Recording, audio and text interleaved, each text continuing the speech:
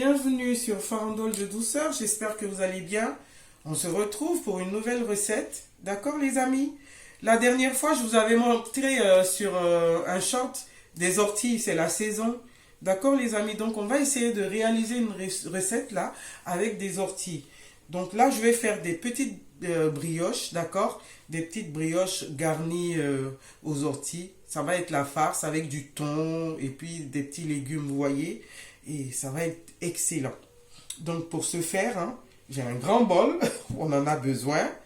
Et j'ai de l'eau tiède, d'accord? J'ai 250 ml d'eau tiède.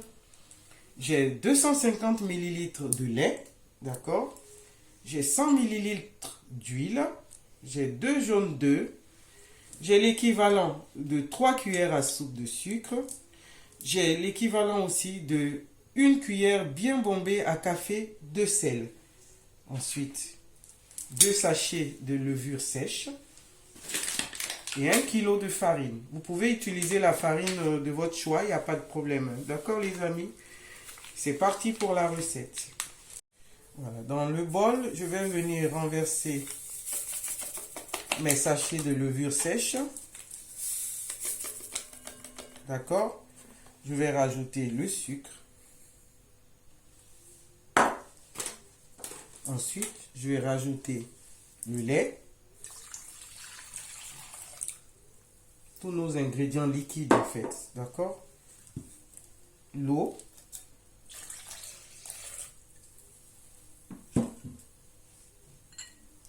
L'huile.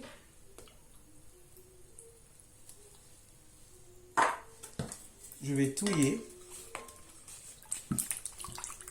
Quand toute la levure a bien dissous, comme ça, je vais rajouter mes 2 jaunes et je continue de battre. C'est bon, tout est bien mélangé. Je vais mettre de côté et je vais mettre la farine dans un autre récipient.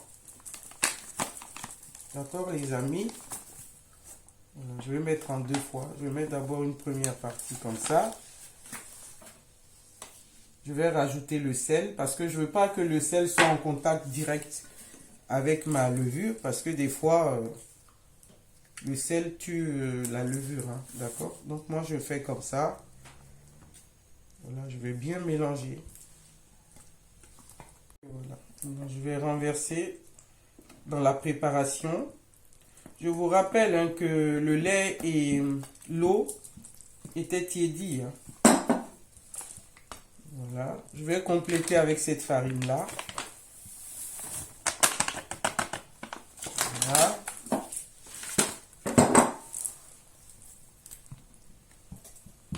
Voilà, je vais retirer la spatule et puis je vais venir malaxer la pâte à la main. Hein. Et j'ai gardé un petit peu d'eau à côté. Comme ça, si ça manque d'eau, je pourrais rajouter au fur et à mesure parce que la pâte doit être collante les amis. Hein. Faudrait pas que ce soit une pâte compacte, d'accord? Elle doit pas être liquide non plus, il faut trouver le bon équilibre. Donc là, déjà, je trouve que c'est un peu compact. Hein. Je vais rajouter un soupçon d'eau, pas beaucoup. Voilà, un petit peu d'eau, vous voyez, c'est pas grand chose. Hein. Si vous avez un doute, vous mettez une cuillère à café ou une cuillère à soupe d'eau et puis vous malaxez et puis vous vérifiez. Voilà les amis, j'ai mis un peu d'huile là tout autour de mon bol pour que la pâte elle ne colle pas et puis je continue de la bouler comme ça vous voyez ça colle plus. Voilà les amis, notre pâte elle est prête, vous voyez. Là maintenant je vais la mettre comme ça dans le bol. Je vais couvrir. Je mets un peu de gras sur mon papier.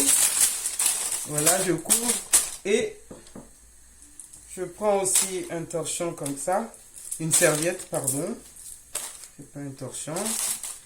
Voilà, je couvre. Là, il fait bon dehors, donc on a une bonne température. Et je vais la laisser mûrir, hein, la laisser gonfler. Hein. On se retrouve tout à l'heure pour la suite.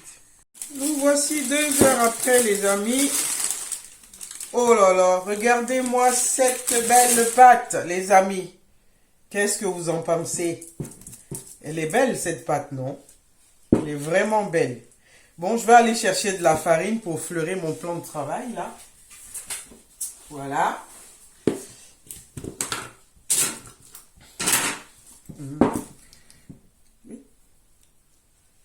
Je vais fleurer mon plan de travail. Comme ça, pour éviter que la pâte, elle colle. Et pour décoller ma pâte, je vais mettre de la farine tout autour, là. Tout autour de mon grand bol saladier. Voilà. Puis je vais, vous voyez, quand on fait ça, ça colle pas. Oh là là là là là là. Quelle réussite! Quelle réussite, hein, les amis. Voilà, donc, regardez-moi cette pâte. Je vais la couper en 2. Hop, voilà. Je réserve cette partie. Voilà, je vais la bouler. Et puis, je vais former un boudin. Hop. Mon tapis il bouge. Hein. Voilà. Et je vais venir couper comme ça des pâtons. Je pèse pas, hein, je le fais à l'œil.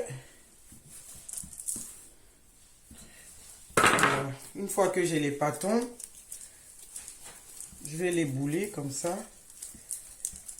Ça va être une par personne. Vous avez vu, les amis? On commence.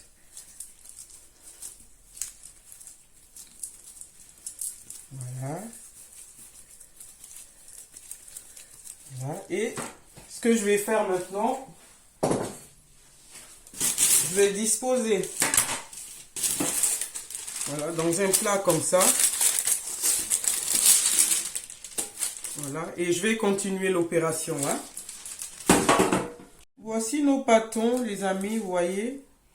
1, 2, 3, 4, 5, 6, 7. Attends, 1, 2, 3, 4, 5, 6, 7, 8, 9, 10, 11, 12. On a 12 pâtons. Voilà, donc je vais couvrir et laisser gonfler encore un petit peu. Et je vais aller préparer la farce. À tout de suite. On va à présent réaliser notre farce, hein, les amis. Donc pour la farce, comme je vous disais, j'ai 200 g d'ortie fraîchement cueillies, d'accord. Cette année, j'ai eu la chance d'en avoir dans mon jardin. Hein. Donc ceux-là, je les ai cueillis. J'ai pris juste les feuilles. Et là, je les ai bien lavés. Il y en a pour 200 g.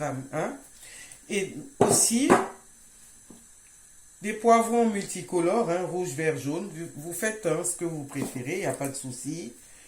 Un mélange de persil et d'aneth. Hein, une petite pincée d'aneth là. Et des oignons, des échalotes, de l'ail. Hein. J'ai environ 4 éclats d'ail ici. Un gros oignon, une échalote. Un mélange d'herbes de Provence et poivre. D'accord les amis? Et j'ai 280 grammes de thon. Et là, c'est notre cube d'assaisonnement goût poulet que j'utilise habituellement. Donc, c'est parti.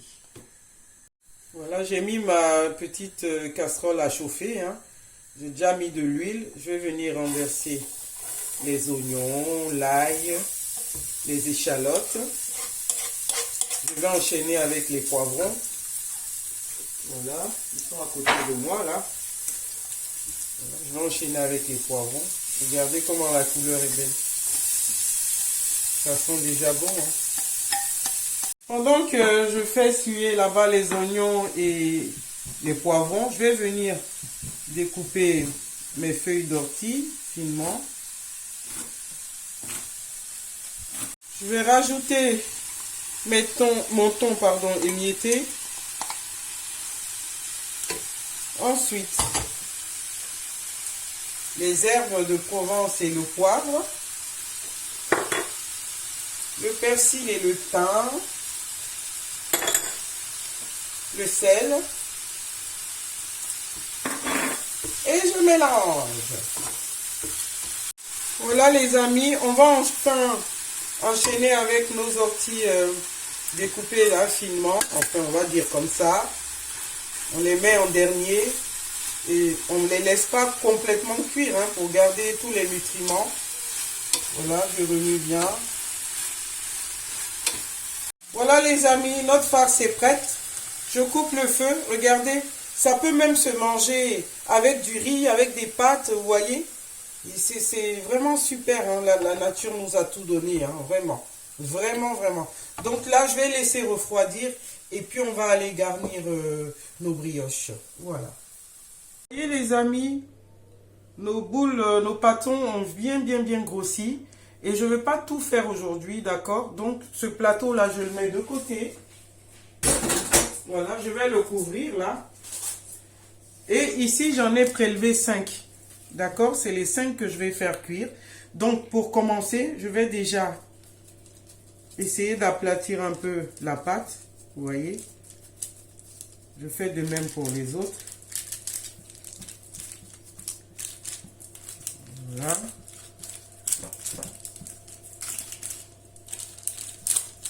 Aplati. Pareil ici. J'ai mis mon four à préchauffer, hein, pardon pour le bruit. Voilà, une fois que j'ai fait ça, je vais couvrir comme ça. Pendant 15 minutes, ça va pousser encore un petit peu avant de garnir la pâte. Maintenant, je profite pour vous montrer aussi. Pour la garniture, les amis, j'ai du fromage de chèvre, du roquefort et de la mozzarella. Il y a aussi de la crème fraîche. D'accord, les amis? Et voici notre farce au thon et aux orties. Donc, on se retrouve tout à l'heure. Je vais couvrir à nouveau. Et puis, on se retrouve dans 15 minutes. Voilà. Les amis, voici à peu près ce qu'on devrait obtenir. D'accord? Donc, pour ça, je vais faire un puits au milieu de la pâte. Vous voyez? On a laissé notre pâte pousser un petit peu. C'est fait exprès. Voilà. On laisse les bords. On fait un puits comme ça au milieu. Voilà. Et dans le puits, je vais mettre de la crème fraîche avec le dos de ma cuillère là. Voilà. Crème fraîche.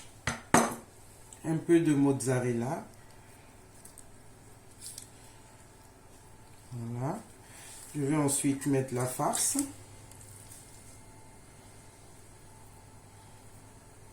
Ça sent bon la farce.